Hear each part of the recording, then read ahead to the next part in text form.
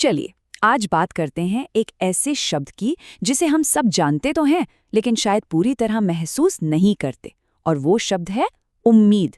ये सिर्फ एक अच्छा लगने वाला एहसास नहीं है, बल्कि वो ताकत है जो हमें सबसे मुश्किल हालातों में भी थामे रखती है। तो चलिए इसके असली मतलब को परत दर परत खोलते हैं।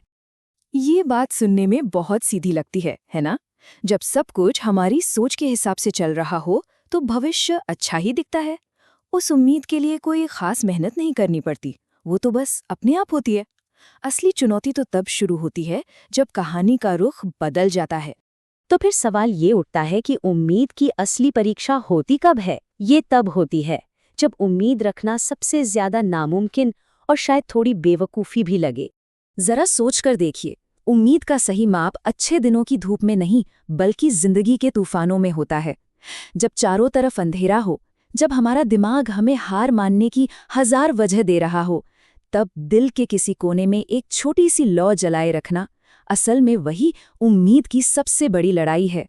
और हम सब कभी न कभी उस मोड़ पर पहुंचते हैं जहां लगता है कि सारे रास्ते बंद हो गए हैं, सब कुछ बिखर चुका है। एक ऐसा एहसास जो इंसान को अंदर से बिल्कुल खोखला कर देता है। और यही वो पल है जहां हमारा दिमाग सीखी हुई लाचारी का शिकार हो सकता है। पर मजे की बात यह है कि ठीक इसी पल में उम्मीद की जरूरत सबसे ज्यादा होती है। तो यहाँ पर ना एक चुनाव करना होता है, एक वादा जो दूसरों से नहीं बल्कि खुद से करना होता है कि चाहे जो हो जाए मैं इस उम्मीद को मरने नहीं दूंगा।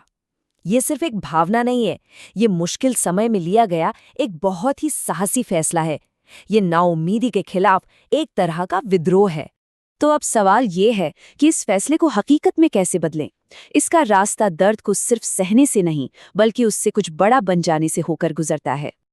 और यहीं से हम एक बहुत जरूरी सवाल पर आते हैं, असली ताकत आखिर है क्या? क्या ये सिर्फ दर्द में मुस्कुराना है या फिर कुछ और? असली ताकत है अपने दर्द को पहचानना और फिर ये फैसला करना कि मैं सिर्फ अपना दर्द नहीं हूं, मैं उससे कहीं ज्यादा हूं। जैसे कीचड़ में कमल खिलता है, दर्द वो कीचड़ हो सकता है, लेकिन हम वो कमल बनने की क्षमता रखते हैं जो उससे ऊपर उठकर खिलता है। ये दर्द को बदलने की एक कला है। और यहीं से ये सफर एक बहुत ही गहरे और शक्तिशाली मोड़ पर आता है। अब ये सिर्फ उम्मीद रखने के बारे में नहीं रह जाता, बल्कि कुछ और बन जाता है। उम्मीद बनना, इसका क्या मतलब है? इसका सीधा सा मतलब है कि हम अपने दर्द से इतना ऊपर उठ जाएं कि अब दूसरों के दर्द को देखने लगें। जब हम किसी और के अंधेरे में रोशनी की एक छोटी सी किरण बन जाते हैं, तब हम खुद उम्मीद बन जाते हैं। देखिए, ये एक बहुत बड़ा बदलाव है। पहला कदम यानी उम्मीद रखना, वो तो अपने आप को बचाने की लड़ाई है, एक अंदर की बात है। लेकिन दूसरा कदम उम्मीद बनना, ये अपने होने को एक मकसद देना है। ये एक बाहरी क्रिया है जो हमें खुद से भी बड़ा बना देती है। और ऐसा करना जरूरी क्यों है? क्योंकि ये दुनिया ऐसे लोगों से भरी पड़ी है जो अपनी लड़ाई खामोशी से लड़ रहे हैं। उन्हें बस किसी ऐसे की जरूरत है जो बिना जज किए उनकी बात सुन ले, जो उन्हें यह एहसास दिला सके कि वो अकेले नहीं हैं। वो आवाज बनना ही तो उम्मीद बनना है। तो चलिए अब इस सोच को एक इंसान के एहसास से आगे ले जाकर एक सामूहिक फलसफे की तरह समझते हैं। इसे हम कह सकते हैं इंसानियत की उम्मीद।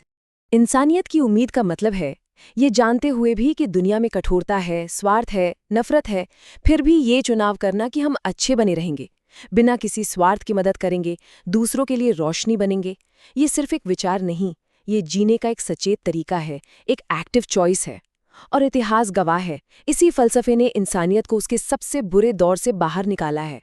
लेकिन यहाँ एक बहुत ही स्वाभाविक सवाल मन में आता है, क्या होगा अगर हम अच्छा करते रहें और बदले में हमें कुछ न मिले, या लोग हमारी अच्छाई की कद्र ही न करें?